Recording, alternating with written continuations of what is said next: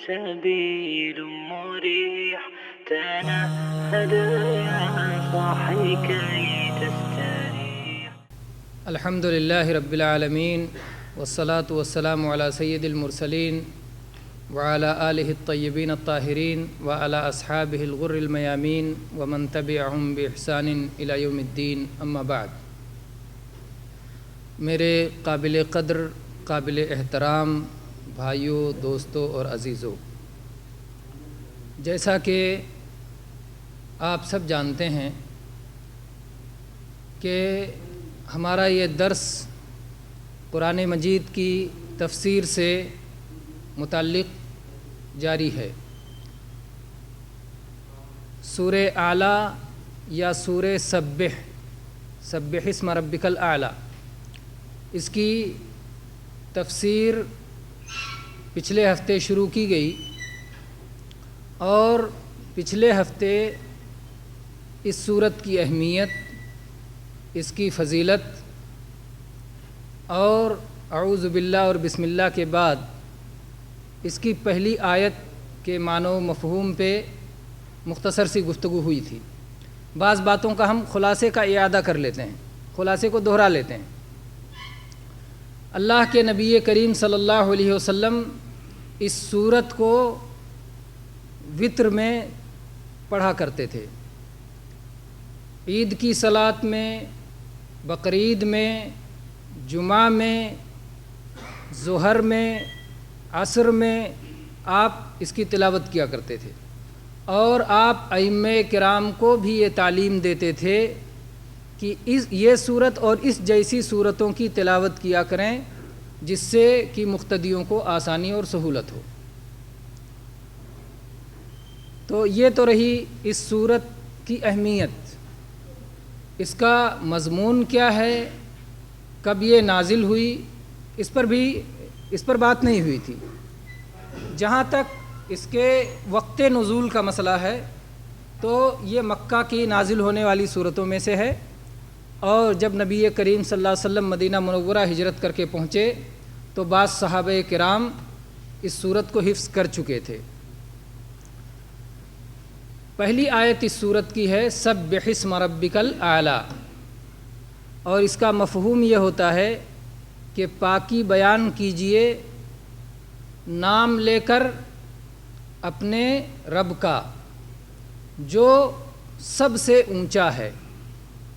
سبح، پاکی بیان کیجئے، ذکر کیجئے، تواضع اختیار کیجئے اور اس کی عظمت بیان کیجئے، اس کی تعظیم کیجئے. کس چیز کی؟ سبح اسم ربک، اپنے رب کے نام کی پاکی بیان کیجئے. ناموں کے تعلق سے قرآن مجید کی ایک اور آیت میں اللہ تبارک و تعالیٰ نے حکم دیا ہے وَلِلَّهِ الْأَسْمَاءُ الْحُسْنَى فَادْعُوهُ بِهَا. اللہ تبارک و تعالیٰ کے اچھے اچھے نام ہیں، حسین اور خوبصورت نام ہیں، ان ناموں سے اس کو پکارا کرو. وَذَرُوا الَّذِينَ يُلْحِدُونَ فِي أَسْمَائِهِ سَيُجْزَوْنَ مَا كَانُوا يَعْمَلُونَ. اور ان لوگوں کو چھوڑ دو جو اللہ کے ناموں میں الحاد کرتے ہیں، کجی کرتے ہیں، ٹیڑھ کرتے ہیں، غلط رویہ اور غلط کردار کرتے ہیں، غلط رخ اپناتے ہیں، وہ اپنے عمل کا بدلہ پائیں گے. تو اللہ تعالیٰ نے ایک چیز کا حکم دیا کہ ان ناموں کے ذریعے اس اللہ کو پکارو، اور ایک چیز سے روکا کہ ان ناموں میں الحاد نہ کرو. ناموں کے تعلق سے تین باتیں ہمیں یاد رکھنی چاہیے، تین باتیں یاد رکھنے کی. سب سے پہلے تو کوئی بھی نام اللہ کا نام ماننے کے لیے اس کا ثبوت ہونا ضروری ہے. اللہ کے ناموں کا ہمیں کیسے پتہ چلے گا؟ اللہ تعالیٰ کے بتانے سے اور جناب محمد الرسول اللہ صلی اللہ علیہ وسلم کے بتانے سے. تو جب قرآن پاک میں کوئی نام آ جائے یا رسول اللہ صلی اللہ علیہ وسلم کی صحیح سنت میں، صحیح حدیث میں کوئی نام آ جائے تبھی اس کو نام مانا جا سکتا ہے. اپنی طرف سے ہم کوئی نام بنا کے اللہ کے لیے لگا دیں، ایسا نہیں ہو سکتا. ہمارے یہاں یہ بات مشہور ہے کہ اللہ تبارک و تعالیٰ کے 99 نام ہیں، تو اس میں تھوڑی سی غلطی ہے. حدیث صحیح ہے، صحیح بخاری میں اور حدیث کی اور بعض کتابوں میں ہے، ان للہ 99 اسما 100 الا واحدہ من احصاها دخل الجنہ۔ اللہ تعالیٰ کے 99 نام ہیں، ایک کم 100، حدیث میں لفظ ہے 100 الا واحدہ، ایک کم 100، 99 نام ہیں، جو ان ناموں کا شمار کر لے، ان کو یاد کر لے، ان کے تقاضے کے مطابق عمل کر لے، جنت میں داخل ہوگا۔ تو صرف 99 نام نہیں ہیں، 99 ایسے نام ہیں جن کی یہ خوبی ہے، نہ کہ صرف 99 ہے۔ بہت سارے لوگ کیا سمجھتے ہیں صرف 99 ہے، 99 ناموں کا تو ہم کو پتہ ہے، جبکہ اللہ کے بے شمار ایسے نام ہیں جن کا ہمیں پتہ نہیں۔ انبیاء ہزاروں کی تعداد میں آئے، تقریباً لاکھ سے اوپر ان کی گنتی پہنچتی ہے، سینکڑوں کی تعداد میں رسول آئے اور مختلف زبانوں میں آئے، اور جس زبان میں آتے تھے اس زبان میں اللہ کا نام رہا ہوگا، ہر زبانوں میں رہا ہوگا، اور ہم جو نام جانتے ہیں وہ عربی کے نام جانتے ہیں، تو ظاہر بات ہے ان ناموں کا ہمیں پتہ نہیں۔ اس کے علاوہ اللہ کے نبی کریم صلی اللہ علیہ وسلم کی ایک بہت مشہور دعا ہے جو غم و فکر کی دعا کہلاتی ہے، کہ جب کسی کو غم ہو یا فکر ہو وہ دعا پڑھ لے تو اس کی فکر دور ہو جائے گی، اس کا غم دور ہو جائے گا۔ وہ دعا کیا ہے؟ اللہم انی عبدک ابن عبدک ابن امتک ناصیتی بیدک ماض فی حکمک عدل فی قضاؤک اللہم انی اسألک بکل اسم ہوا لک سمیت بہ نفسک او انزلتہ فی کتابک او علمتہ احدا من خلقک او استأثرت بہ فی علم الغیب عندک ان تجعل القرآن العظیم ربیع قلبی ونور صدری وجلاء ہمی وذہاب غمی۔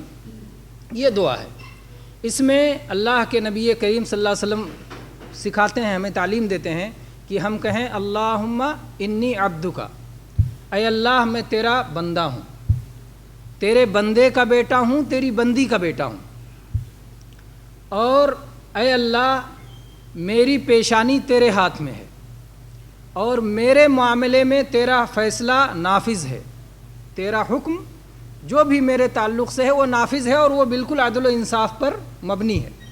اے اللہ میں تجھ سے تیرے ناموں کا واسطہ دے کر سوال کرتا ہوں، وہ نام جو تو نے اپنا نام رکھا ہے، وہ نام جن ناموں کو تو نے اپنی کتاب میں اتارا ہے، وہ نام جو تو نے اپنے کسی بندے کو سکھایا ہے، وہ نام جو تو نے علم غیب میں اپنے پاس محفوظ رکھا ہے۔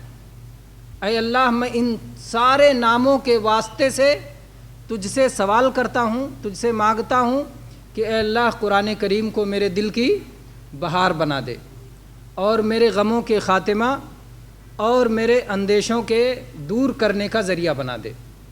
تو یہ دعا ہے جس میں کیا کہا گیا دعا کے اندر کہ اے اللہ ان ناموں کا واسطہ لیتا ہوں جو نام غیب میں تیرے پاس محفوظ ہیں، اور 99 تو ہم لوگ جانتے ہیں، تو غیب میں جو محفوظ نام ہیں ان کا ہمیں پتہ نہیں، ان کا ہمیں علم نہیں، اس کا مطلب اللہ کے نام 99 سے زیادہ ہیں۔ اللہ کے بے شمار نام ہیں، بے شمار نام ہیں، اور سارے کے سارے نام حسین ہیں، سارے کے سارے نام خوبصورت ہیں اور اعلیٰ درجے کے ہیں اور کمال کو پہنچے ہوئے نام ہیں۔ تو اللہ تعالیٰ نے کہا کہ جب بھی اللہ کو پکارنا ہو تو اللہ کے ناموں سے پکارو، اللہ کے ناموں سے پکارو۔ تو ظاہر بات ہے پہلے ہم کو یہ پکا علم ہونا چاہیے کہ یہ نام اللہ کا ہے کہ نہیں ہے۔ اگر اللہ کا نام ہے تو اس کو پکارنا ہے اس نام سے، اور اگر اللہ کا نام نہیں ہے تو ہم اپنی طرف سے اللہ تبارک و تعالیٰ کو کوئی نام نہیں دے سکتے۔ آپ میں سے ہی کوئی شخص کا کسی کا کچھ نام ہو اور اس کو کوئی آدمی دوسرا نام لے کے پکارے تو اس کو کیسا لگے گا؟ پسند ہوگا؟ وَلِلَّهِ الْمَثَلُ الْأَعْلَىٰ، اور اللہ تعالیٰ کے لیے بلند ترین مثال ہے۔ تو اس لیے پہلے ثابت ہونا ضروری ہے۔ نام بھی رکھنا چاہتے ہیں، عبد لگا کے نام رکھنا ہے، اللہ کے نام پہ عبد لگا لیے، آپ نام رکھ سکتے ہیں، تو پہلے معلوم ہو کہ جس پہ میں عبد لگانے جا رہا ہوں اللہ کا نام ہے۔ ہمارے یہاں ایک نام رکھتے ہیں عبد السبحان، سبحان اللہ کا نام نہیں ہے، سبحان تسبیح کا کلمہ ہے، سبحان الذی اسریٰ بعبدہ، تو سبحان یہ تسبیح کا کلمہ ہے، یہ نام نہیں اللہ کا، لیکن اس پہ عبد لگا کے نام بنا دیا۔ تو ظاہر بات ہے یہ غلطی ہوگی اور یہ درست نہیں ہوگا، اور یہ اللہ کی رضا کے بجائے اللہ کی ناراضگی کا ذریعہ ہوگا۔ تو اس لیے ناموں کے تعلق سے پہلی بات جو یاد رکھنے کی ہے وہ یہ کہ اللہ کے انہی ناموں کو نام ماننا چاہیے جو اللہ نے اپنا نام رکھا ہے، جو قرآن مجید سے ثابت ہے یا آپ صلی اللہ علیہ وسلم کی احادیث سے ثابت ہے۔ جب یہ معلوم ہو جائے کہ یہ اللہ کا نام ہے تو اس نام سے تعلق پیدا کرنا، اس نام سے محبت پیدا کرنا، اس نام سے جو ہے محبت کرنا اور اس نام کو چاہنا اور اس نام کو دہرانا اور اس نام کے ذریعے اللہ کو پکارنا، پھر یہ ہماری ذمہ داری بنتی ہے، اور جو آدمی اس نام سے محبت کرے گا اس کا فائدہ اٹھائے گا اور اس کی محبت کی وجہ سے اللہ اسے جنت دے گا۔ چنانچہ نبی کریم صلی اللہ علیہ وسلم کی وہ حدیث آپ جانتے ہیں کہ ایک صحابی غزوہ میں گئے ہوئے تھے، صحابہ کرام کی وہی امامت کرتے تھے، قرآن پاک انہیں اچھا یاد تھا، لیکن وہ سورہ فاتحہ پڑھتے اور اس کے بعد قل هو اللہ احد کی صورت پڑھ دیتے، کبھی کبھی دونوں رکعتوں میں قل هو اللہ احد پڑھ دیتے، اکثر وہ قل هو اللہ احد ہی پڑھا کرتے تھے۔ اگر کوئی دوسری صورت پڑھتے تو اس کے ساتھ یا تو شروع میں قل هو اللہ احد پڑھ لیتے یا آخر میں قل هو اللہ احد پڑھ لیتے۔ تو سب نے کہا بھائی بات کیا ہے، آپ بار بار قل هو اللہ احد ہی اتنا زیادہ پڑھتے ہیں؟ تو لوگوں نے اللہ کے نبی صلی اللہ علیہ وسلم سے جا کے شکایت کی کہ یہ بندہ قل هو اللہ احد ہی پڑھتا ہے یا پہلے پڑھ لیتا ہے یا بعد میں پڑھ لیتا ہے، حالانکہ جب آپ نے دوسری پڑھ لی صورت تو قل هو اللہ احد پڑھنے کی ضرورت نہیں باقی رہی۔ تو اللہ کے نبی صلی اللہ علیہ وسلم نے اس سے پوچھا کہ قل هو اللہ احد کیوں اتنا پڑھتے ہو؟ تو اس نے کہا کہ مجھے اس صورت سے محبت ہے کیونکہ اس صورت میں اللہ کی صفت کا بیان ہے۔ تو اللہ کے نبی صلی اللہ علیہ وسلم نے کیا کہا؟ حبک ایاہا ادخلک الجنہ، تمہاری جو اس صورت سے محبت ہے اس محبت نے تمہیں جنت میں داخل کر دیا۔ تو گویا اللہ تبارک و تعالیٰ کے نام اور اللہ تبارک و تعالیٰ کی صفات سے محبت اور تعلق یہ جنت میں جانے کا ذریعہ ہے۔ تو ناموں کے تعلق سے پہلی چیز یہ کہ نام صحیح ہو، ثابت ہو، اس کے بعد اس سے محبت ہو، اور تیسری چیز اس کے تقاضے کے مطابق ہمارا عمل ہو۔ مختلف ناموں کے مختلف تقاضے ہو سکتے ہیں، کبھی تقاضا مطابق ہوتا ہے، کبھی تقاضا خلاف ہوتا ہے۔ جیسے اللہ تبارک و تعالیٰ کا نام ہے الرحیم، الرحمن، بہت رحم کرنے والا، بہت مہربان۔ اس کا تقاضا یہ ہے کہ ہم بھی مہربانی کا طریقہ اختیار کریں۔ چنانچہ حدیث میں آیا ہے الراحمون یرحمہم الرحمن، رحم کرنے والوں پر ہی رحمان رحم کرے گا۔ اور ارحموا من فی الارض یرحمکم من فی السماء، ان پہ رحم کرو جو زمین پر ہیں، تم پر وہ رحم کرے گا جو آسمان پر ہے۔ زمین والوں پہ رحم کرو، آسمان والا تم پہ رحم کرے گا۔ تو یہ اللہ کا وہ نام ہے کہ اس کا تقاضا اسی نام کی طرح ہے۔ اللہ کا نام رحمان و رحیم، تو ہمیں بھی رحمت کی صفت اپنے اندر اختیار کرنی چاہیے۔ کچھ نام ایسے ہیں کہ اس کے برعکس ہمیں صفت اختیار کرنی چاہیے، جیسا کہ پچھلے درس میں بھی بیان آیا تھا کہ اللہ کا ایک نام ہے المتکبر، اپنے آپ کو بڑا سمجھنے والا۔ اس کا تقاضا کیا ہے کہ ہم اب اس کے الٹا کریں، تواضع اختیار کریں کہ بڑا سمجھنا تو یہ اللہ کی صفت ہے، اپنے آپ کو بڑا سمجھنا یہ اللہ کی صفت ہے، یہ ہماری صفت نہیں ہے، یہ بندے کے شایع نشان نہیں ہے، اللہ کے شایع نشان ہے۔ ہمارے شایع نشان اس کے برعکس ہے، اس کے الٹا ہے، اس لیے ہم تواضع کا طریقہ اختیار کریں۔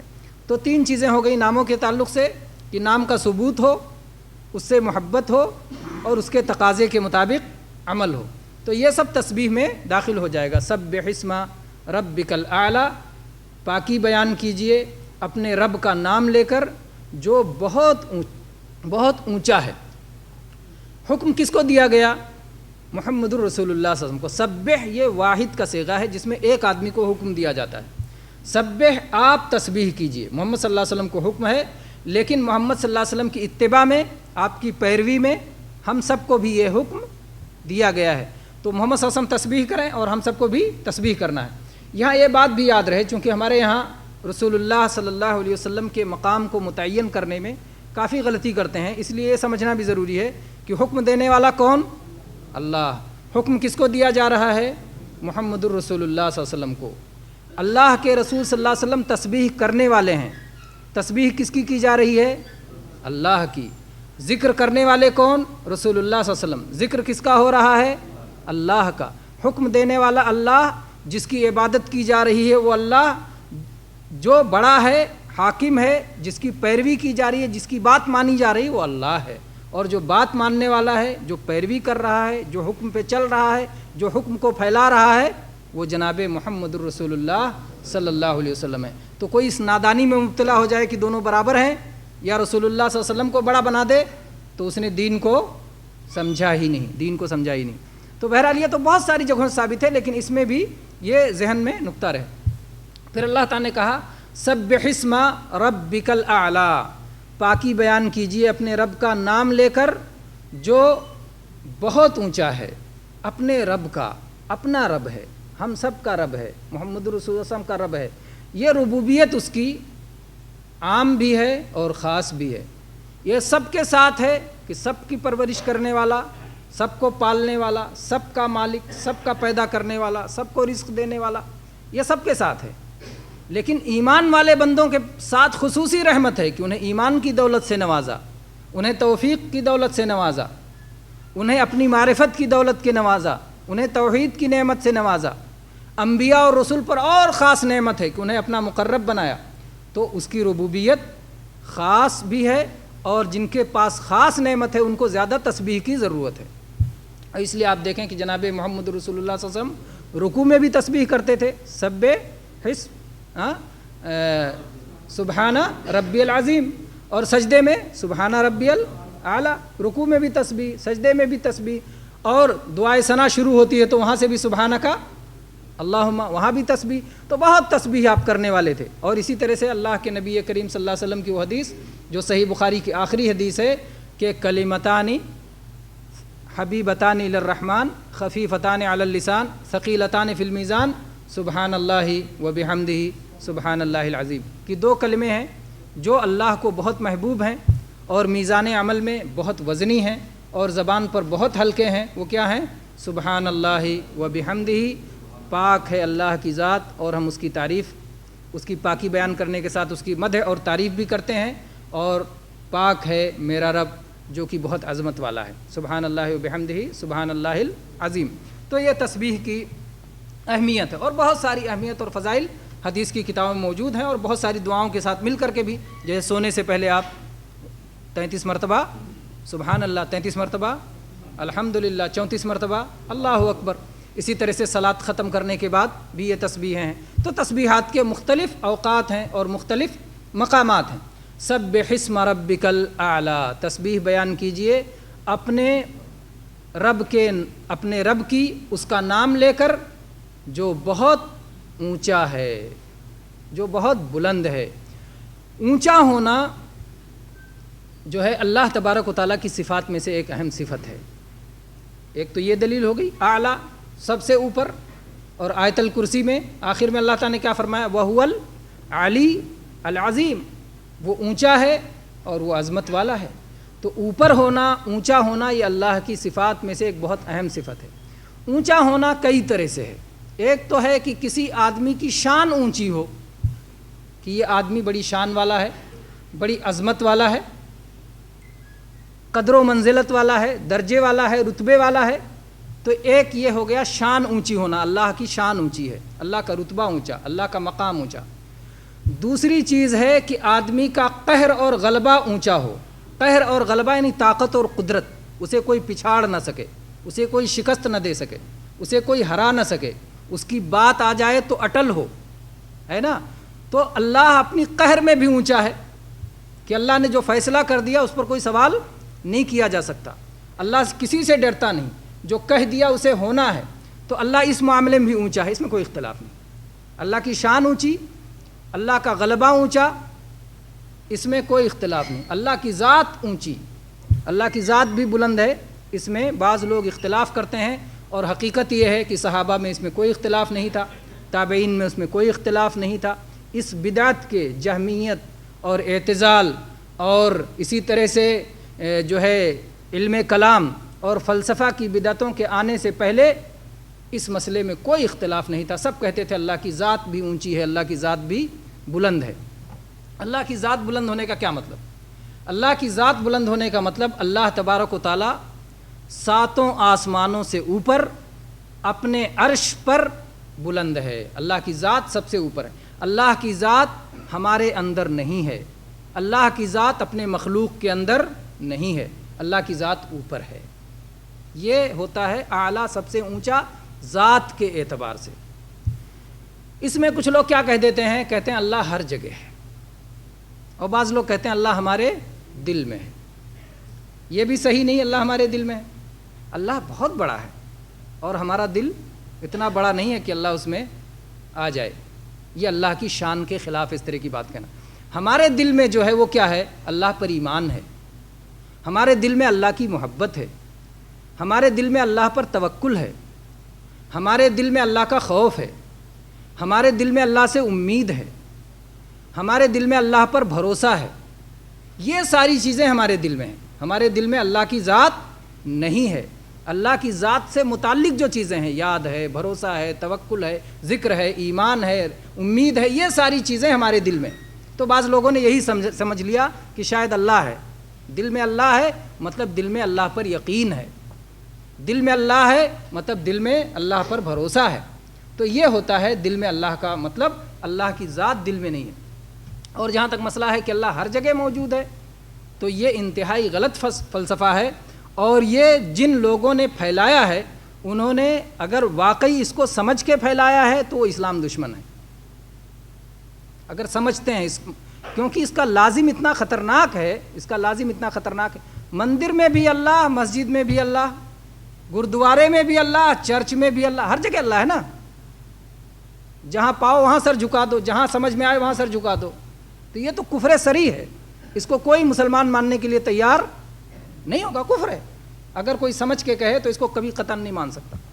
لیکن بہرحال باتیں بناتے ہیں. ہم یہ چلتے ہیں آج انشاءاللہ یہ سمجھانے کی کوشش کریں گے کہ اللہ کی کتاب میں, جناب محمد رسول اللہ صلی اللہ علیہ وسلم کی سنت میں, اور انسانی عقل بھی اسی بات کا تقاضا کرتی ہے, اور انسانی فطرت بھی اسی بات کا تقاضا کرتی ہے, اور دور اول کے تمام لوگوں کا اسی بات پر اجماع اور اتفاق بھی تھا کہ اللہ تبارک و تعالیٰ اوپر ہے. قرآن پاک میں جب ہم دیکھتے ہیں تو بے شمار دلائل اس کے موجود ہیں. ایک تو یہی آیت جو بتائے گی سبحانہ سبح اسم ربک الاعلیٰ, آیت الکرسی میں وہو العلی العظیم.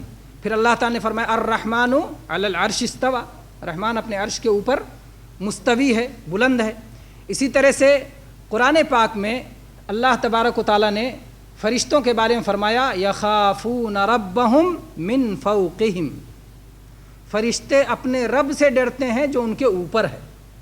اللہ تعالیٰ فرشتوں کے بھی اوپر ہے, فوق اوپر, تحت نیچے, اللہ فوق ہے, اوپر ہے. اسی طرح سے اللہ تبارک و تعالیٰ نے قرآن پاک میں ارشاد فرمایا اَأَمِنْتُم مَّن فِي السَّمَاءِ أَن يَخْسِفَ بِكُمُ الْأَرْضَ, کیا تم آسمان والے سے ڈرتے نہیں کہ وہ تمہیں زمین کے اندر دھنسا دے؟ تو اللہ تعالیٰ نے اپنے آپ کو کیا کہا؟ آسمان والا. اَأَمِنْتُم مَّن فِي السَّمَاءِ, کیا تم اس سے مامون ہو جو آسمانوں میں ہے. اور میں نے ابھی تھوڑی دیر پہلے بتایا تھا کہ میں کا مطلب اوپر. ارحموا من فی الارض, رحم کرو ان لوگوں پر جو زمین میں ہیں. زمین میں ہے مطلب زمین کے اندر کہ زمین کے اوپر؟ زمین کے اوپر. ارحموا من فی الارض, رحم کرو ان پر جو زمین کے اوپر ہیں, زمین میں ہیں یعنی زمین کے اوپر ہیں. یرحمکم من فی السماء, تم پر رحم کرے گا وہ جو آسمان میں ہے مطلب آسمان کے اوپر. جیسے ہم زمین کے اوپر ویسے اللہ آسمان کے اوپر. تو اللہ تعالیٰ نے کہا تم آسمان کے اوپر والے سے ڈرتے نہیں کہ وہ تمہیں زمین کے اندر دھنسا دے. تو یہ کہا گیا آسمان کے اوپر والا. وہ کون ہے اوپر والا؟ اللہ تعالیٰ ہے. اسی طرح سے قرآن پاک میں اللہ تعالیٰ نے یہ بھی کہا کہ نیک عمل چڑھ کے اوپر اللہ کے پاس جاتا ہے. الیہ یصعد الکلم الطیب, پاکیزہ کلمات اوپر بلند ہو کے اللہ کے پاس جاتے ہیں کیونکہ اللہ اوپر ہے. اسی طرح سے قرآن پاک کہاں سے اترا؟ نازل ہوا, اللہ کے پاس سے آیا. اللہ تعالیٰ نے فرمایا انا انزلناہ فی لیلۃ القدر, ہم نے قرآن پاک کو نازل کیا ہے, اتارا ہے قدر والی رات میں. اور جبریل علیہ السلام کیا کہتے ہیں اپنے بارے میں؟ وما نتنزل الا بامر ربک، کہ ہم اترتے نہیں مگر آپ کے رب کے حکم سے اترتے ہیں۔ تو جبریل علیہ السلام بھی اللہ کے پاس سے آتے تھے، اللہ کے پاس جاتے ہیں، اوپر سے آتے ہیں، اوپر جاتے ہیں۔ تو اللہ تبارک و تعالیٰ اوپر ہے۔ یہ سب تو قرآن پاک کے دلائل ہو گئے۔ احادیث مبارکہ پہ چلتے ہیں۔ احادیث مبارکہ میں بھی بے شمار دلائل ہیں۔ ایک صحابی ہیں حکیم ابن حزام رضی اللہ عنہ، صحیح مسلم کی حدیث ہے کہ انہوں نے غصے میں آ کے اپنی لونڈی کو تماچا مار دیا۔ اب اس کا بدلہ کیا ہے کہ ایک ایمان والی لونڈی کو آزاد کرو۔ اب وہ اطمینان کرنا چاہتے تھے کہ میری لونڈی یہ ایمان والی ہے کہ نہیں ہے۔ جناب محمد رسول اللہ صلی اللہ علیہ وسلم کے پاس اس لونڈی کو لے کے آئے تو آپ صلی اللہ علیہ وسلم نے اس لونڈی سے پوچھا این اللہ، اللہ کہاں ہے؟ اس نے کیا کہا؟ فی السماء، آسمان میں ہے۔ میں کا مطلب بتا چکا ہوں، آسمان میں کا مطلب آسمان کے اوپر ہے۔ تو اللہ کہاں ہے؟ اس نے کہا آسمان کے اوپر ہے۔ پوچھا میں کون ہوں؟ کہا انت رسول اللہ، آپ اس اللہ کے رسول ہیں۔ اللہ کے نبی صلی اللہ علیہ وسلم نے فرمایا اعتقھا فانھا مؤمنہ، اسے آزاد کر دو، یہ تو ایمان والی ہے۔ تو میرے بھائی، اللہ کو اس طرح پہچاننا کہ اللہ تبارک و تعالیٰ اوپر ہے، یہ صحیح پہچان ہے، یہ ایمان والے کی پہچان ہے۔ یہ صحیح مسلم کی حدیث ہے۔ صحیح بخاری کی ایک حدیث لیتے ہیں۔ اللہ کے نبی صلی اللہ علیہ وسلم کی ایک زوجہ مطہرہ کا نام ہے زینب بنت جہش۔ وہ بقیہ بیویوں کے درمیان بیٹھ کر کے فخر سے کہا کرتی تھیں کہ جو تمہارا معاملہ ہے زوجکن اہالیکن، کہ تمہاری شادی تمہارے گھر والوں نے کرائی ہے۔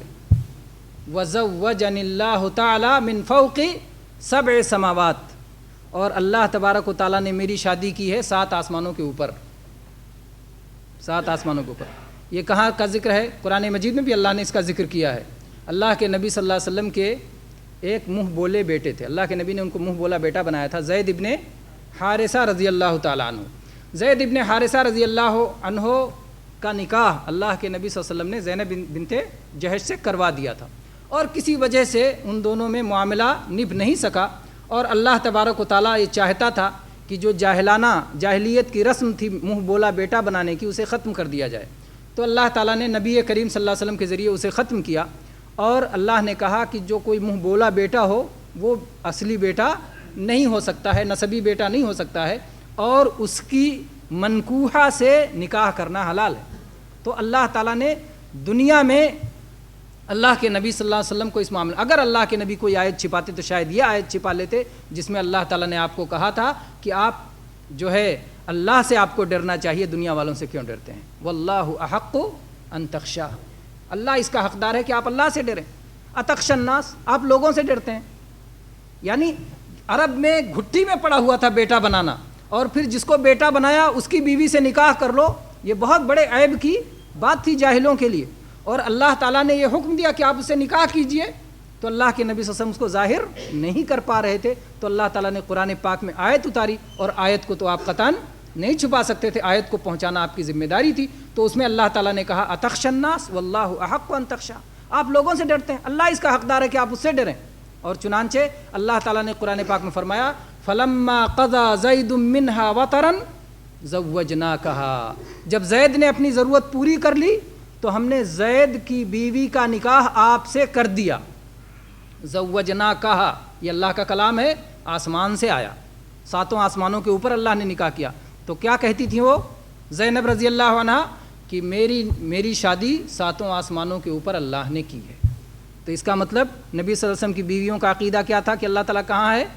7 آسمانوں کے اوپر۔ کسی بیوی نے نہیں ٹوکا کہ اللہ تو ہر جگہ ہے، تم اوپر کہہ رہی ہو، کسی نے نہیں ٹوکا، کیونکہ سب کا ایمان یہی تھا، سب کا عقیدہ یہی تھا، سارے صحابہ یہ مانتے تھے کہ اللہ تبارک و تعالیٰ اوپر ہے۔ اسی طرح سے اللہ تبارک و تعالیٰ کے اوپر ہونے کی جو ہے اور دلائل میں ابھی وہ حدیث سن چکے کہ زمین والوں پہ رحم کرو، اور وہ سنن ترمذی کی حدیث ہے۔ اور اسی طرح سے صحیح مسلم ہی میں بعض احادیث اور ہیں جو کہ اس بات کی دلیل ہیں کہ اللہ تبارک و تعالیٰ آسمانوں کے اوپر ہے۔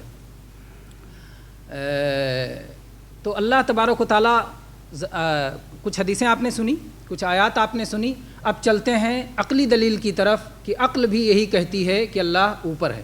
اور عقل سے پہلے یہ بتا دیں کہ اجماع یعنی سارے صحابہ اس پر متفق، تابعین اس پر متفق، کیونکہ یہ ساری آیات، یہ ساری احادیث ان کے سامنے تھیں اور اس کے باوجود کبھی کسی صحابی نے اس کے خلاف کوئی بات نہیں کی۔ جیسے قرآن پاک میں اترنے کی بات ہے، احادیث میں بھی اترنے کی بہت ساری باتیں ہیں۔ اسی طرح سے وہ حدیث جو فرشتوں کے تعلق سے ہے، اللہ کے نبی کریم صلی اللہ علیہ وسلم نے فرمایا کہ جو دن کے فرشتے ہوتے ہیں عصر میں اوپر چلے جاتے ہیں، اور جو رات کے فرشتے ہوتے ہیں عصر میں اوپر سے نیچے آتے ہیں، اور یہی معاملہ فجر میں بھی ہوتا ہے۔